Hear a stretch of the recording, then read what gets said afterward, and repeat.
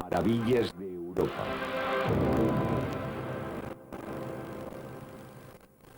Lugares naturales de mitos y leyendas.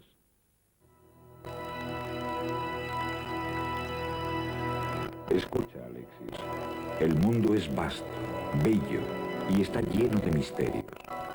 Sin embargo, pocos hombres lo saben ver. Yo, el poeta Arquíloco, te enseñaré a mirarlo. Así sabrás más tarde quién eres, de dónde vienes y a dónde debes ir.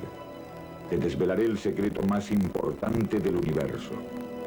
Los dioses a los que rezas cada día no han creado el mundo como sin duda piensas.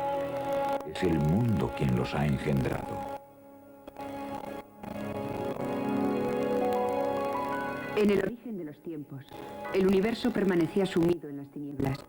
No había nada, solo el caos, la noche y la oscuridad infernal, que eran además hermano y hermana. Se llamaban Nyx y Erebo.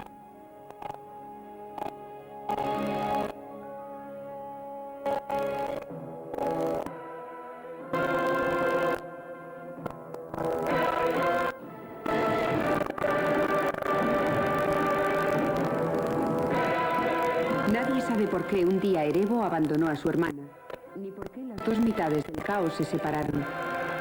Formaron un huevo inmenso, negro, suspendido sobre el abismo. El huevo se resquebrajó y nació Eros, quien iba a organizar el mundo, comenzando por separar el cielo de la tierra. La tierra era una inmensa extensión llana y desierta que recubría el infierno y el Tártaro. El infierno era inquietante, pero el Tártaro era aún más siniestro y terrorífico. Era la región más profunda del universo. El cielo y la tierra, Urano y Gaia, tuvieron 6 nobles hijos, los titanes. Océano era el más inquieto. Los demás nacieron con un ojo en mitad de la frente. Eran tan feos que su padre les obligó a permanecer eternamente sepultados en el fondo del Tártaro. Su madre quiso liberar a estos pobres cíclopes, desencadenando así una terrible disputa familiar. Esta fabulosa historia tiene una cuna natural, el Mediterráneo y sus costas. La mitología nació de estos paisajes, de estos cielos, de esta tierra a menudo seca y rocosa, pero que conoce la doble felicidad de estar bañada por el sol y por un mar azul.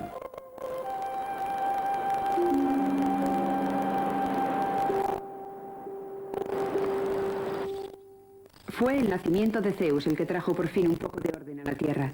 Nació en Creta, en el fondo de una oscura gruta que se abre en el macizo del monte Dicti.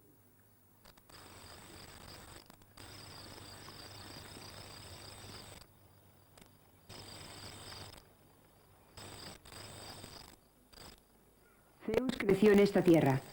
Aquí se hizo más y más fuerte cada día. Las abejas fabricaban para él una miel incomparable y la cabra Aix lo alimentaba con su leche.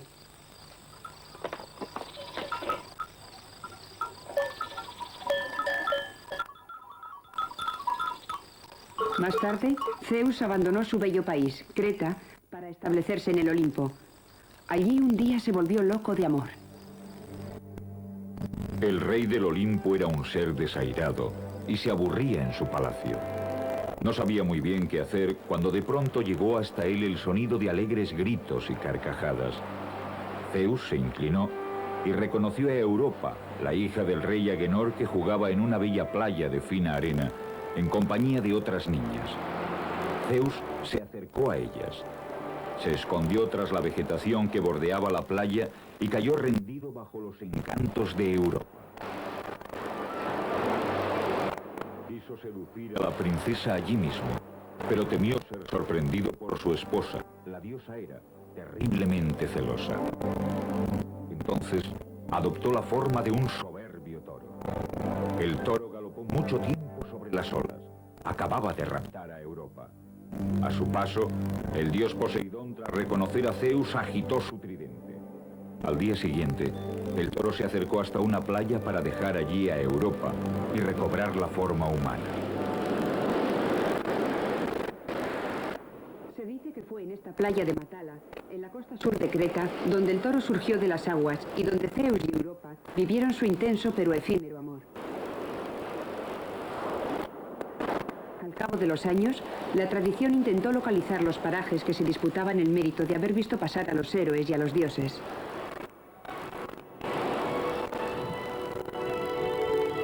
Se dice que a Artemisa le gustaba venir a bañarse en las aguas del lago Bulismeni. Este minúsculo lago circular de menos de 100 metros de diámetro está situado en el corazón de la pequeña ciudad de Agios Nikolaos. Durante mucho tiempo se dijo que las aguas de este lago sin fondo conducían directamente al infierno. La cruel realidad de las cifras deja en mal lugar a la leyenda. Hubo que aceptar que el fondo del lago se encontraba a 64 metros de profundidad. Obedeciendo a Zeus, Hermes fue a la isla de Calipso. Lo que vio allí le encantó. Aves marinas revoloteaban por todas partes. Sobre las laderas de las colinas crecían hermosas viñas repletas de pesadas uvas y las praderas rebosaban de flores. Calipso, te traigo un mensaje del gran Zeus en persona, le dijo a la ninfa. Un combatiente de Troya se refugia bajo tu techo. Hace 7 años, arrastrado por la tempestad, Ulises arribó a tu isla. Devuélvelo, Calipso, pues los dioses ahora quieren verlo volver. Os reconozco, dioses del Olimpo. Solo vosotros sois capaces de tanta crueldad. Me envidiáis por haberme enamorado de un simple mortal. Sois rigurosos conmigo por querer casarme con él. ¿Quién lo ha salvado? ¿Quién lo ha conservado con vida? Lo rescaté del mar casi muerto y ahora vosotros me lo queréis arrebatar. La ninfa, con el corazón desesperado, sabía bien que debía obedecer. Abandonó su gruta y descendió a la orilla para reunirse con Ulises. Ulises, bien amado, cesa ya de estar triste. Sé lo que desea tu corazón y te dejo libre. Construye una balsa. Yo te proveeré de agua y alimentos para todo el viaje y te devolveré a tu isla natal, a tu querida Ítaca. Pues los deseos de los dioses son más fuertes que los míos. Camino de Ítaca, Ulises abordó 100 veces las costas del Mediterráneo, en donde le esperaba lo mejor y lo peor. En Sicilia, el cíclope Polifemo, el herrero de los dioses, devoró a algunos de sus compañeros y desde lo alto de su cueva en el Etna lanzó al navegante al mar.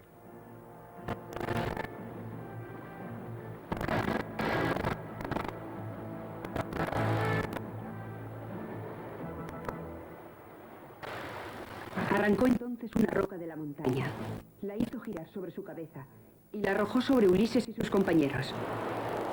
La roca se estrelló no lejos del timón, pero no consiguió darle. Las olas se elevaron formando una enorme cabilla.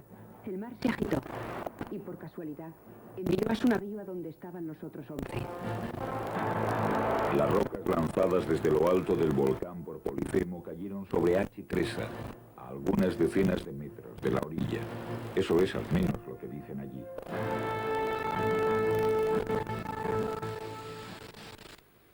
Debes saber, Alexis, que los dioses son caprichosos y exigentes.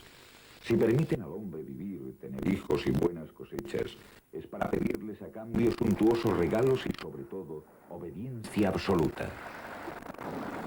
Arquíloco no explica cómo podría traducirse la cólera de los dioses, pero estos amos de la naturaleza, irritados, son capaces de desencadenar todos los cataclismos.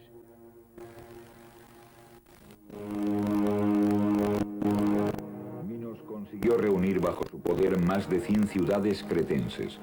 Instalado en Nosos, reinaba tanto en el interior como en el exterior de la isla. Gracias a una importante flota pudo mantener fuera de sus fronteras a los piratas de los mares y a los pueblos bárbaros. Hizo construir ciudades nuevas en las islas y tierras de los alrededores y las embelleció. Así, nació en Creta una de las civilizaciones más brillantes que el mundo haya conocido jamás.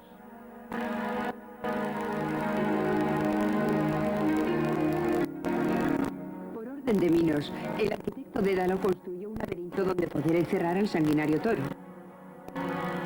La obra era tan compleja que sin la ayuda del hilo de Ariadna, Teseo, vencedor en la lucha contra el Minotauro, no hubiera podido encontrar la salida entre las piedras. El soberbio monstruo, fruto de los amores contra natura de una reina y un toro, es sin duda el primer animal del gran bestiario que alimenta las leyendas y los misterios de Europa. A milenios del Minotauro, a miles de kilómetros de Creta, vive otro animal cuyo origen se sitúa entre el mito y la ciencia. El 29 de septiembre de 1952, John Cobb intenta batir el récord del mundo de velocidad sobre el agua. Ha elegido un lago largo y estrecho, ideal para su tentativa. El deportista se lanza en busca del récord. Inesperadamente, el barco choca contra una ola surgida de no se sabe dónde y sale literalmente volando. John Cobb muere al instante. Este dramático incidente es uno de los más inquietantes del dossier sobre el lago Ness. El espacio que eligió John Cobb para su hazaña está situado en las montañas de Escocia, en un país donde a los lagos se les llama loch. El lago, o Loch Ness, es el más grande de las Islas Británicas. Mide 38 kilómetros de largo por apenas 2.400 metros de ancho. Forma parte del gran valle, el Glenmore, una antigua falla abierta por los glaciares de la era cuaternaria entre el Atlántico y el Mar del Norte.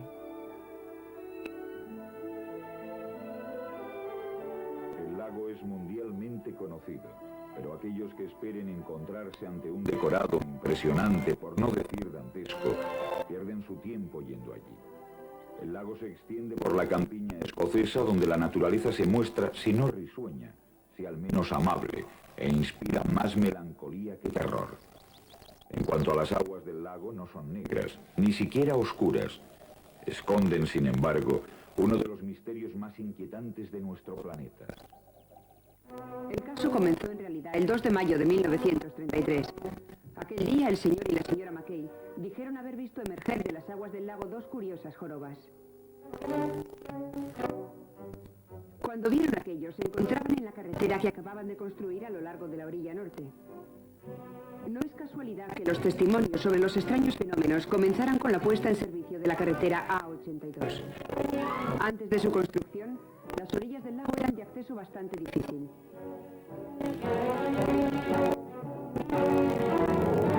Después de que el periódico local recogiera los testimonios de los Mackay, los paseantes se precipitaron hacia sus orillas, ya que existen en las antiguas crónicas escocesas numerosas aventuras de un monstruo que habitaba en las aguas del lago.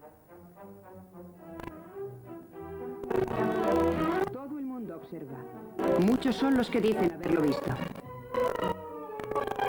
En noviembre de 1933, Hugh Gray inmortaliza en una fotografía un objeto sinuoso que navegaba sobre la superficie. Resulta difícil decir si lo de la foto es un monstruo, pero el mes siguiente el cineasta Malcolm Irving filma durante casi un minuto una extraña estela. La foto más célebre fue sacada en 1934 por el Dr. Wilson, un cirujano londinense.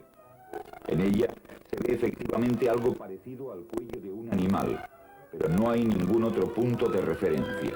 Nada prueba que la foto haya sido tomada en el lago.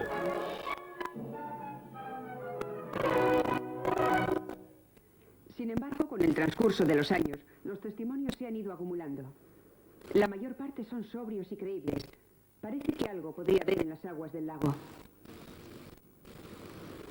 Algunas observaciones, ciertas descripciones, resultaban tan fantásticas que los escépticos se regocijaban con ellas. El whisky, que tan bien se elabora en las inmediaciones del lago, tendría la virtud de transformar en monstruo todo lo que flota sobre la superficie del agua.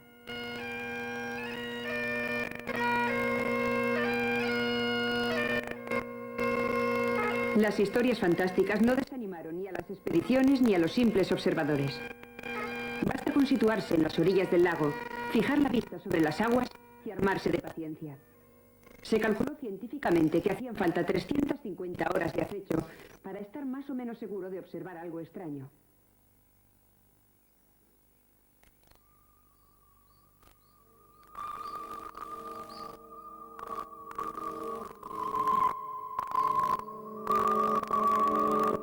Los especialistas saben cuáles son los mejores rincones de observación. La bahía dominada por el castillo de Urquhart es muy reputada. Allí se ha visto varias veces a Nessie, que así se le ha bautizado al monstruo. En julio de 1955, el señor McNabb pudo incluso fotografiar al animal pasando bajo estos muros. Si bien la profundidad media del lago es de 130 metros, en este lugar presenta una depresión de 300 metros. Otros observadores prefieren situarse en las proximidades de Foyers o más al norte, cerca de Dores, en donde el monstruo también ha sido visto varias veces. A pesar de la curiosidad de la que es objeto y de la multitud de misiones de observación, muchas veces sofisticadas, no existe aún ninguna prueba tangible, películas, fotos, restos, que permita afirmar de manera irrefutable la presencia de un animal desconocido. Los alrededores del lago y el lago mismo están ahí para quien quiera visitarlos. Los ríos y arroyos que en él desembocan arrastran la tierra del Brezo. Esta tierra queda después en suspensión en las aguas del lago, lo que hace casi imposible toda observación a más de 50 centímetros de profundidad. Son 7.000 millones de metros cúbicos los que habría que inspeccionar. Un agua opaca y fría cuyo fondo no sobrepasa los 5 grados de temperatura en verano. Las orillas del lago no son nada propicias para que en ellas queden patentes los restos de cualquier animal. Para determinar la naturaleza del animal, solo se cuenta con el análisis de los testimonios. Este, de la señora Moyle, quien vio a Nessie en octubre de 1936, es bastante significativo. Lloviznaba ligeramente. El lago y el cielo se veían grises, y el color de la criatura era de un gris muy oscuro, claramente en contraste con el fondo más claro del agua y del cielo. El monstruo estaba inmóvil, vuelto hacia Inverness. Su longitud era de unos 10 metros. Tenía 3 jorobas. El cuerpo era largo y esbelto, y la cabeza pequeña. Este tipo de narración engendró un estereotipo de monstruo al que se le imagina con los voluminosos rasgos de un animal prehistórico, más precisamente con los de un reptil de la era secundaria, el plesiosauro. A falta de pruebas tangibles, la observación del entorno puede permitirnos analizar con ojo crítico las diferentes hipótesis sobre la naturaleza del monstruo. La tesis del plesiosauro resulta difícil de sostener teniendo en cuenta el entorno y la observación de este. El plesiosauro, en tanto que ovíparo, se habría visto obligado a ir a la orilla para depositar sus huevos. Así, habría dejado probablemente, si no ya sus huevos, y al menos sus huellas. Por otro lado, resulta difícil imaginar a este reptil habitual de las regiones cálidas viviendo en las duras condiciones climáticas de Escocia. En 1982, un ingeniero electrónico, Robert Craig, lanzó una hipótesis interesante, aunque muy decepcionante para los partidarios del monstruo. Robert Craig observó que los pinos silvestres crecían con profusión en las orillas y que a veces algunos de estos árboles se quebraban y aparecían en la superficie del lago. Los troncos acababan llenándose de agua para después hundirse. Entonces, debido al efecto de la presión del agua, una parte de la resina contenida en la madera saldría del tronco y lo recubriría. Esta capa estanca impediría la salida del agua que impregna las fibras de la madera. La madera, al deteriorarse, favorecería la formación de bolsas de gas que se convertirían en auténticos flotadores. Estos izarían de nuevo el tronco a la superficie y explotarían al entrar en contacto con el aire. Luego, el tronco se hundiría de nuevo, esta vez definitivamente. Esta ingeniosa teoría explica algunos extraños borboteos y siluetas observadas, pero no así muchos de los testimonios. Las hipótesis más interesantes son aquellas que consideran que Nessie es un animal desconocido. Aunque no es posible hacer un retrato del mismo, se pueden apuntar algunas de sus características. El hecho de que el Ness sea un lago de agua dulce no nos dice gran cosa. De hecho, se trata de un antiguo fiordo separado del mar hace varios miles de años, y algunos animales marinos podrían haber quedado atrapados allí. El lago, además, se comunica con el mar por el río Ness y con otro lago por el canal caledoniano. Sin embargo, sí se puede deducir que el animal es ciertamente carnívoro. Las aguas del lago son pobres en plancton y plantas acuáticas, y no resulta fácil imaginar que uno o más grandes herbívoros pudieran alimentarse de ellas. Pero el lago es rico en peces y particularmente en salmones. Como el peso medio de un salmón es de 10 libras y su población estimada de 13 millones, el científico francés Jean-Jacques Barloy calculó en 65.000 toneladas la biomasa disponible, suficientes para alimentar a 150 monstruos de 1.200 kilos. Todos los observadores serios están de acuerdo en considerar que si es cierto que existe un monstruo, no puede tratarse de un solo ejemplar, sino de una población de animales que viven y se reproducen en las aguas del lago. Como no se puede dar una idea más precisa de sus ocupantes, el lago es un formidable estímulo para la imaginación. Cada cual ve el animal a su manera. La mayor parte de las veces se le concibe pacífico y extraño, una especie de dragón moderno, un amable monstruo de leyendas actuales.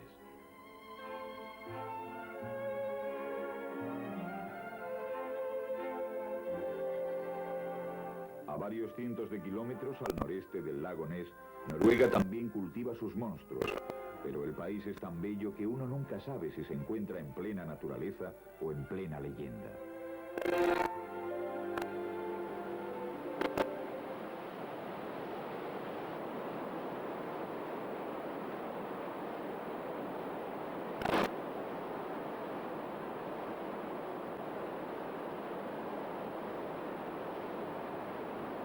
Esta carretera que serpentea asombrosamente por la ladera de la montaña se llama Trollstigen.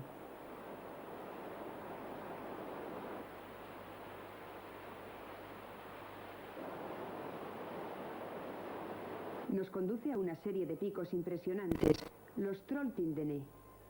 En medio de estas agujas destaca una pared vertiginosa de 1000 metros de altura. La Trollveggen, Trollstigen, Trolltindene, Trollveggen. ¿Alguien duda que hayamos llegado al país de los trolls? Cuando uno se detiene en los límites de su reino, la naturaleza nos revela quiénes son estos extraños personajes que pueblan los cuentos del folclore noruego. Los trolls son de una enorme corpulencia y a menudo están cubiertos de musgo y arbustos. A veces tienen hasta 9 cabezas. Cuando montan en cólera pueden estallar. Su fuerza, comparable a la de 50 hombres, solo es igualada por su crueldad. Gustan, al parecer, de la carne de los niños desobedientes. Felizmente, las historias terminan siempre bien. Había una vez 3 chivos que se llamaban Buket la Barbichet. Se dirigían a los pastos altos para engordar allí. Pero en Noruega los ríos son numerosos. Y para atravesar aquel, había que cruzar el puente debajo del cual vivía un troll enorme y terrible.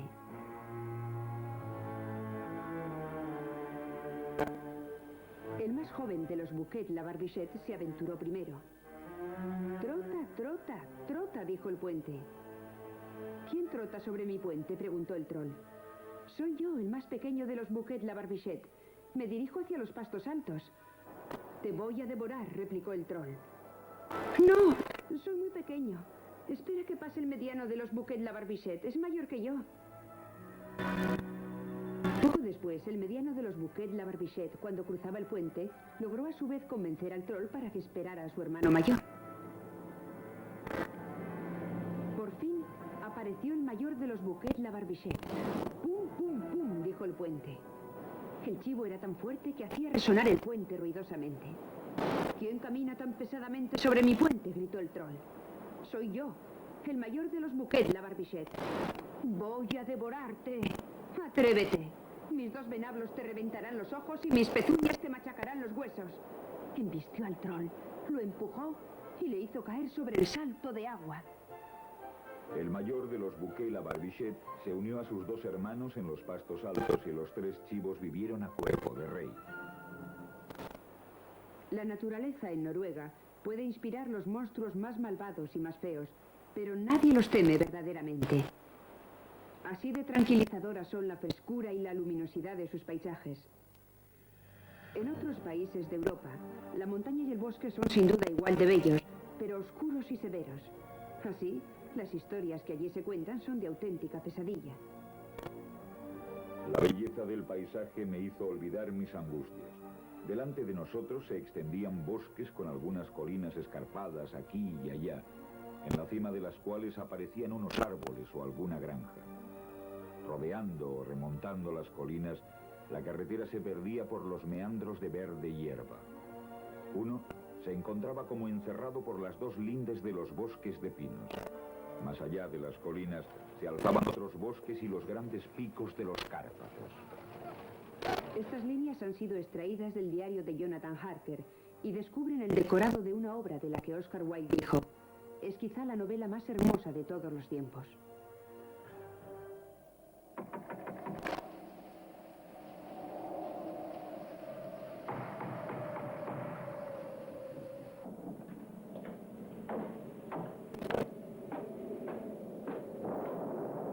Delante de mí se encontraba un viejo alto, recién afeitado y vestido de negro de los pies a la cabeza, completamente de negro, sin la menor mancha de color en parte alguna. Llevaba en la mano una vieja lámpara de plata cuya llama ardía vacilante en la corriente de aire y proyectaba largas y temblorosas sombras en su entorno. Dio un paso hacia mí y tendió su mano hacia la mía, cogiéndola con una fuerza que me hizo estremecer de dolor, pues aquella mano estaba tan fría como el hielo. Parecía más la mano de un muerto que la de un vivo. ¿El conde Drácula?, dije. Sí, yo soy el conde Drácula, y os doy la bienvenida a mi casa, señor Harker. En su célebre novela, Bram Stoker sitúa la mansión de Drácula en Söderland, al norte de los montes de Transilvania. No es casualidad que la historia del conde vampiro transcurra en Rumanía. Entre los habitantes de estas regiones existen antiguas creencias populares sobre la muerte y los que vuelven de ella. Aquí se les llama Strigoi, Nosferat, Moroi, Muroni. Cada uno tiene sus características y poderes maléficos particulares. Se desconfía de los sapos encontrados en los caminos, pues se dice que los Muronis se reencarnan a menudo bajo estas formas. Ciertos espíritus son fáciles de conquistar. Para granjearse la simpatía de los Staffi, que son muy golosos, basta con depositar víveres y bebidas sobre las tumbas los sábados, que es el día de la purificación.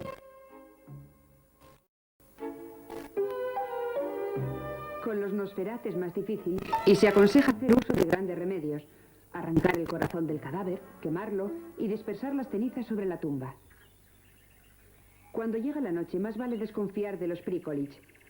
Estos primos de los duendes matan animales domésticos y chupan su sangre, lo que les permite conservar su tez fresca y bermeja.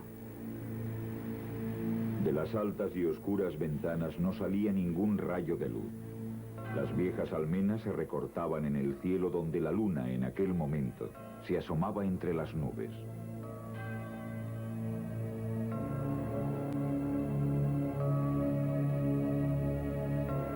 El mito del vampiro está extendido por todo el mundo, pero Rumanía es el único país donde los muertos que vuelven en busca de sangre joven se transforman en animales. Contrariamente a la leyenda, nunca en murciélagos. Tampoco se ven en los Cárpatos cabezas de ajo colgadas en las ventanas de las casas. La cruz ya no es considerada un medio eficaz para ahuyentar a los vampiros. Se prefieren los poderes de la brujería.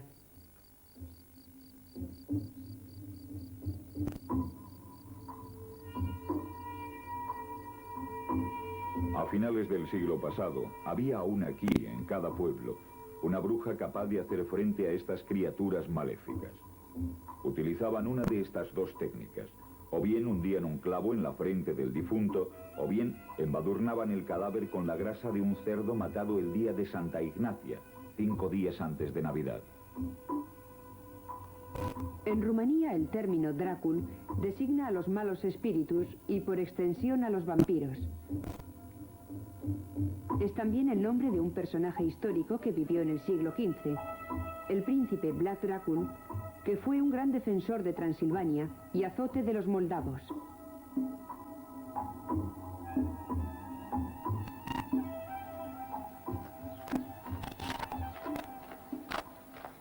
Vlad, el hijo del difunto príncipe Mircea, amante de Cristo y autócrata, soberano dominador, dueño de todos los países y regiones más allá de las montañas.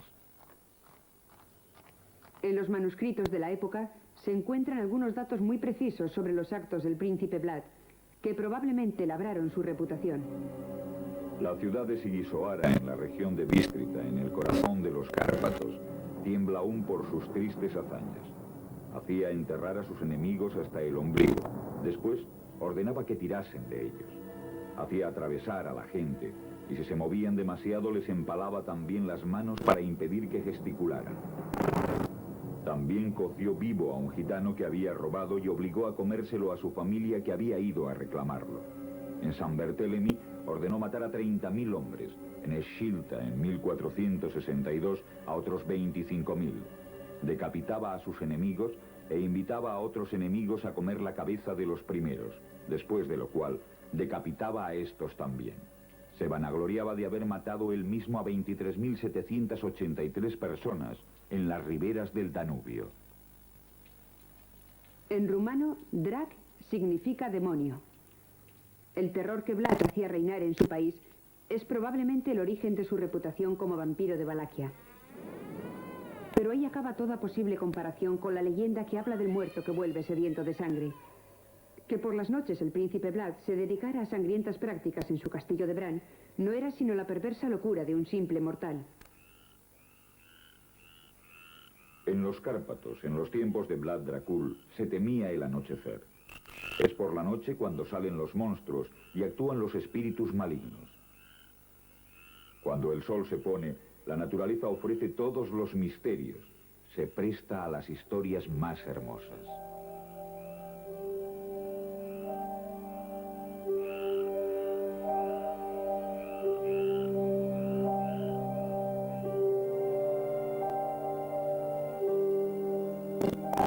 Este bosque no es un bosque como los demás. Es un territorio no solamente encantador, sino también encantado. En Broceliande, detrás de la belleza se esconde un mundo invisible. La noche cae. Es mejor no demorarse, pues el bosque podría convertirse una vez más en escenario de misteriosos fenómenos.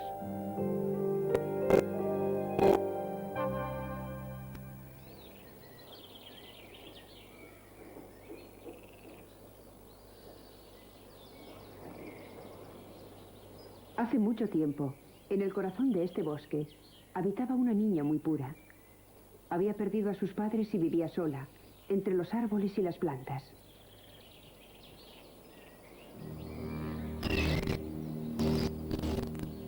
El diablo, pretendiendo aumentar su influencia maligna sobre los hombres, se interesó por la niña. Le inspiró extrañas ensoñaciones lánguidas, con la intención de perturbarla.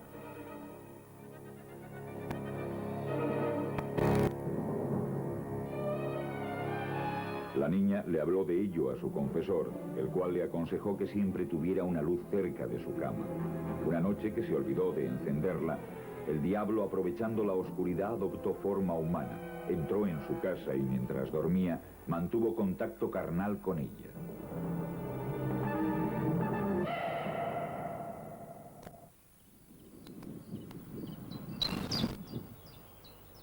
Al alba, Satán había desaparecido. Un tiempo después, la niña se dio cuenta de que estaba embarazada. Cuando nació el niño, lo llamó Merlín. Merlín era muy feo y tan velludo que parecía un animal. Por fortuna, había heredado poderes extraordinarios, entre los que estaba el de poder cambiar de apariencia. Creció así en el bosque, que enseguida dejó de tener secretos para él. Conocía todos sus árboles y moradores. En esta época estaba poblado de personajes extraños. No era raro encontrar auténticas hadas que se observaban en los estanques o jugaban en los claros.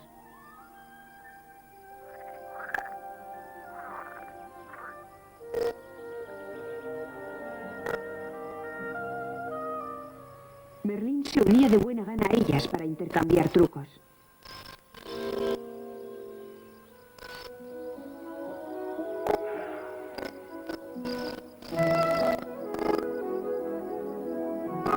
Merlín creció así en el bosque. Un día paseaba lejos de su casa en una parte del bosque que no conocía, cuando tuvo un encuentro inesperado. La niña, al borde de una fuente, era de una belleza indescriptible. Merlín se acercó a ella y se enteró de que se llamaba Vivian. Vivian y Merlín pasearon juntos durante todo el día sin sentir pasar el tiempo. Merlín recurrió a toda su magia para encantarla. Le ofreció fabulosos regalos. Hizo aparecer una gran fiesta en un castillo con damas, caballeros y suntuosos vestidos. Viviane, embelesada, le prometió su amor a cambio de algunos secretos.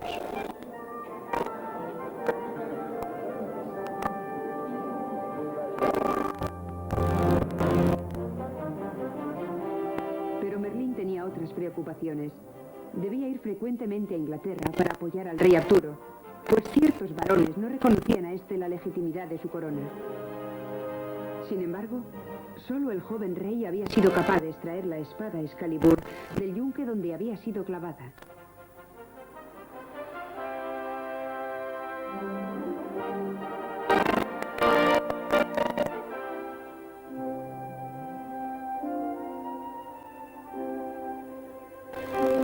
De vuelta a Broceliande, Merlín encontró a Viviane en el tronco hueco de un viejo roble.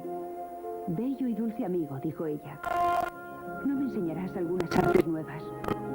¿Cómo podría, por ejemplo, hacer dormir a un hombre durante el tiempo necesario para que me complazca sin que él se despierte?»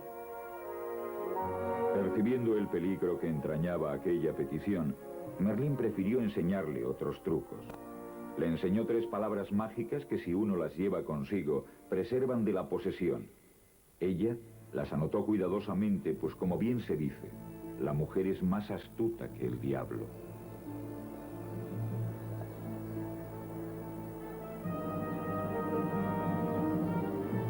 Tras su victoria sobre los sajones, los caballeros del rey Arturo se encontraron sin objetivos a cumplir. Se aburrían. Merlín les propuso una nueva empresa: la búsqueda del Santo Grial extraviado en Bretaña. Los caballeros de la mesa redonda juraron respetar las reglas de su nueva cofradía. Después, Merlín los abandonó, pues sus pensamientos estaban en otra parte. Todos ellos se dirigían a Viviane, la mujer que amaba. Juntos penetraron en el bosque y se sentaron cerca de un arroyo a la sombra de un matorral. «Señor», le dijo ella, «aún no sé hacer la cosa más esencial de todas». «Señora, ¿qué cosa es esa?» «Quiero que me enseñéis cómo puedo cercar y encerrar a un hombre sin torre, ni muro, ni hierro, y de manera que jamás pueda escaparse sin mi consentimiento».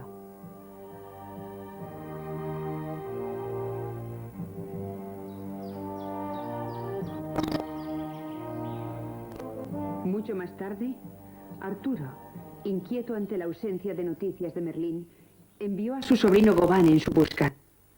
Este, pasando por Broceliande, vio frente a él una especie de vapor translúcido y oyó la voz de Merlín que le decía: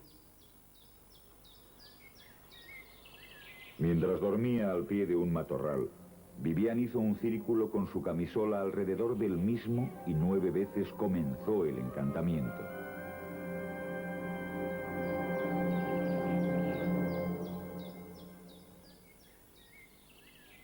Cuando desperté me encontré en la habitación más bella y cerrada donde jamás estuve. Señora, me habéis engañado si no vivís conmigo. «Bello y dulce amigo, estaré allí a menudo y me tendréis entre vuestros brazos». De esta forma, no hay día ni noche en que no disfrute de su compañía. Y soy más feliz que nunca, pues amo más a Viviane que a mi libertad.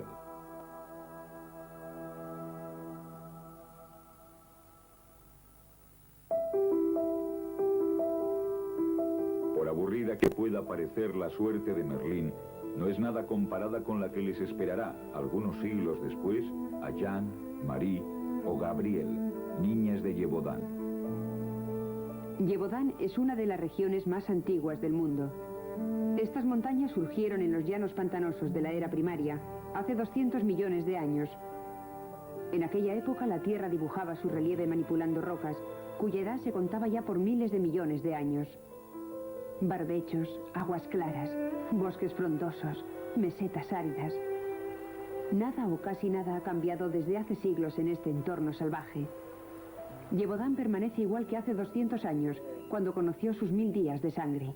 La bestia surgió por primera vez en un prado un día de junio de 1764, a comienzos del verano. Cuando la bestia desapareció no quedaba nada o casi nada del cuerpo de Jean Boulet, de 14 años. Había sido devorada. La pequeña pastora fue enterrada sin recibir sacramento, pues entre los carneros no se encontraron más que algunos restos informes. A partir de ese día y durante 3 años, la bestia erró por aquellos parajes dejando tras de sí un cortejo de horror. 8 de agosto de 1764. Parroquia de Pilorén. 15 años, sexo femenino, devorada. Finales de agosto de 1764. Pueblo de Chelar-le-Bec. Niño devorado. 1 de septiembre de 1764. Pueblo de Choderac. 15 años, sexo masculino, devorado. 6 de septiembre de 1764. Pueblo de Stretz. 36 años, sexo femenino, degollada. Parcialmente devorada. Se ve entonces a la bestia por primera vez. 2 personas son testigos del ataque, acuden en ayuda de la víctima, pero es demasiado tarde. Algunos días después, al atardecer, un joven de la aldea de Choisinet vuelve de los pastos con sus animales. La bestia lo ataca, le abre el vientre en canal y lo devora. A lo largo de aquel año de 1764, la bestia ataca más de 20 veces. Gabriel Florent de Choiseul-Dupré, obispo, señor y gobernador de Maine, conde de Yedovan, anuncia la maldición divina. Una bestia feroz, desconocida en nuestras latitudes, ha aparecido de pronto como milagrosamente, sin que nadie sepa de dónde puede venir. Por donde quiera que vaya, deja los sangrientos rastros de su crueldad. Ataca preferentemente a las personas en edad más tierna y de sexo más débil. Pero ¿para qué describiros las funestas cualidades de este monstruo del que vuestras propias desgracias os han informado ya? No os costará nada concluir que todo ello se debe a vuestros pecados. Las divinas escrituras nos proporcionan abundantes ejemplos de castigos parecidos a este que ahora experimentamos. ¿Qué se había hecho en las austeras colinas de Gévaudan para merecer este castigo de Dios? Cada uno encuentra algún pecado que confesar, alguna razón para tener mala conciencia, y el miedo inmoviliza a los habitantes del lugar. 1 de enero, 2 de enero, 6 de enero, 7 de enero, 12, 14, 22, 30 de enero de 1765. La bestia mata 9 veces en menos de un mes de invierno. Se procura volver a casa antes de que anochezca. Se evita cuidar del ganado en lugares aislados. Se vive aterrado en las casas, con la esperanza de no ver a la bestia acercarse, pues en algunas ocasiones ya había atacado cerca de núcleos habitados. Cuando el mal tiempo desciende sobre la montaña, la angustia se abre paso entre los huesos, recorre las venas, resurge en la piel. El abad Pourchet describió certeramente el estupor en el que estaba sumida la región. La desolación era extrema. Ya no se encontraban pastores que guardaran los rebaños. Las gentes del campo no se atrevían a salir a no ser que fueran armados y en grupo. Nadie se atrevía a ir a las ferias y a los mercados. No es posible imaginar de qué manera el espanto perjudicó al comercio y al trabajo agrícola. Algunos dicen haber visto a la bestia. Algunos han escapado de ella. Otros incluso la han combatido. Se dice que tiene la talla de un ternero de 1 año, la cabeza de un perro lebrel, el pelo rojizo y una raya negra sobre el dorso. Algunos la han visto andar sobre 2 patas. Otros dicen que se parece a un perro, pero también en ciertas partes a un enorme lobo. Los lobos abundan en los montes de Gévaudan. Es un animal detestado porque regularmente causa estragos entre los rebaños. Se le acusa de todos los males de la región. Alimenta cuentos y oraciones. Padre nuestro, malvado lobo venido del infierno, enviado por Lucifer, te matarán con el acero. Lobo maligno, no me esperes y sigue tu camino. Amén. A los niños de Gévaudan no les gustan los lobos, pero a pesar del miedo irracional que el animal les inspira, lo alejan habitualmente de los carneros a pedradas. La bestia persigue su presa. Los animales temen a la bestia, pero esta no ataca a los animales. el padre del pequeño Claude Viscarret d'Aubers envía imprudentemente a su hijo de 9 años a los pastos para que vaya a buscar los bueyes. Cuando la noche cae, no ha vuelto aún. Sus restos son encontrados 3 días después, tras muchas batidas. La bestia lo había devorado. Se dice que le había quitado la chaqueta y la camisa sin siquiera rasgarlas. Los detalles truculentos se acumulan con los crímenes. En más de 10 ocasiones, la bestia repite además un acto horrible que golpea la imaginación. Corta la cabeza de sus víctimas. 7 de abril de 1765. Las campanas de la Cloche tocan el día de Pascua y tapan así los gritos de horror de la hermana de Gabriel Pélissier, de 17 años. La bestia le saltó al cuello y le cortó la cabeza de cuajo. Esta cayó al suelo cuando el resto del cuerpo aún permanecía en pie. En Versalles, el rey Luis XV, informado de todas estas desgracias, decide enviar al sur de Francia a su mejor cazador de lobos.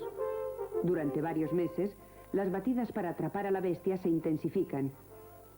A pesar de que el territorio a cubrir es en suma limitado, durante mucho tiempo no dieron resultado positivo.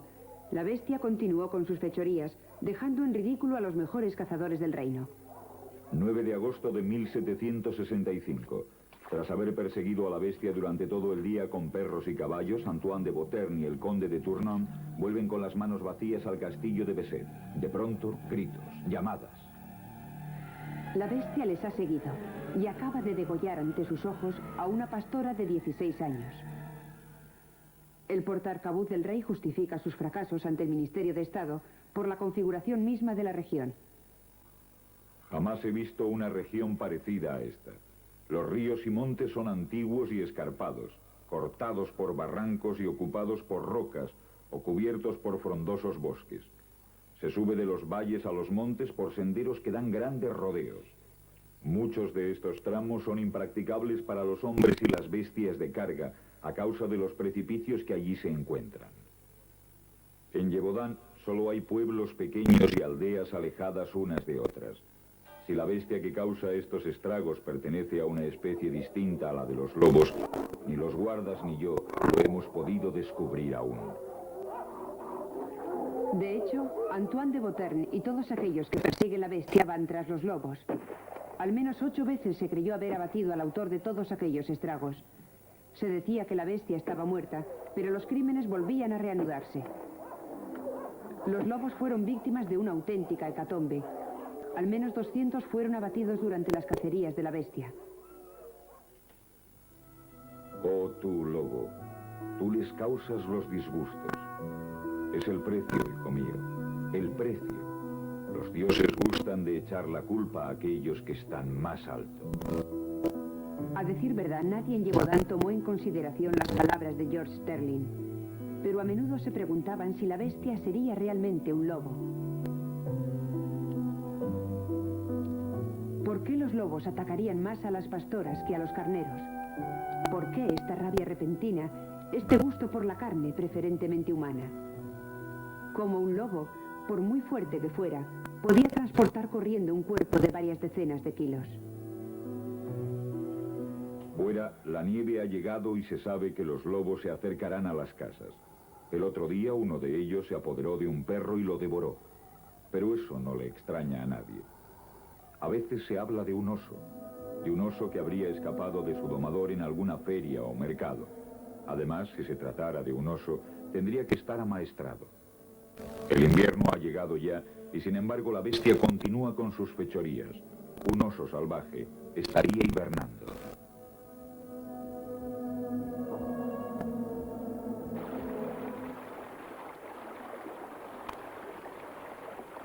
La bestia se desplaza. Los crímenes se producen a menudo a pocas leguas de la abadía de Mercoeur. Se dice que allí se oculta un hombre. Se hace llamar Messire. Se trata de un antiguo favorito del rey, expulsado de Versalles por su comportamiento perverso.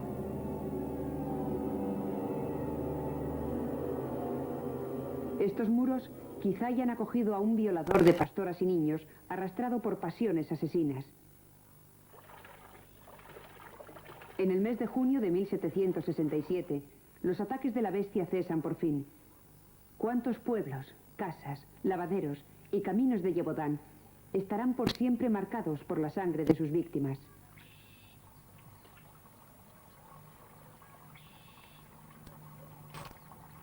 Se contaron 100 muertes y más de 160 ataques.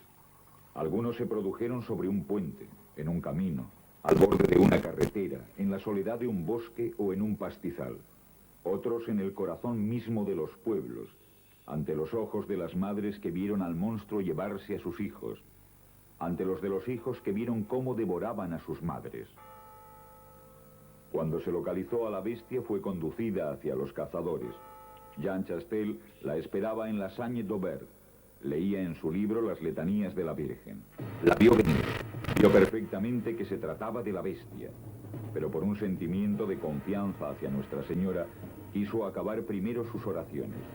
Después cerró el libro, lo introdujo en el bolsillo, plegó los anteojos y cogió su fusil. Rodilla en tierra, lo apoyó sobre el hombro, apuntó, disparó y la bestia fue abatida.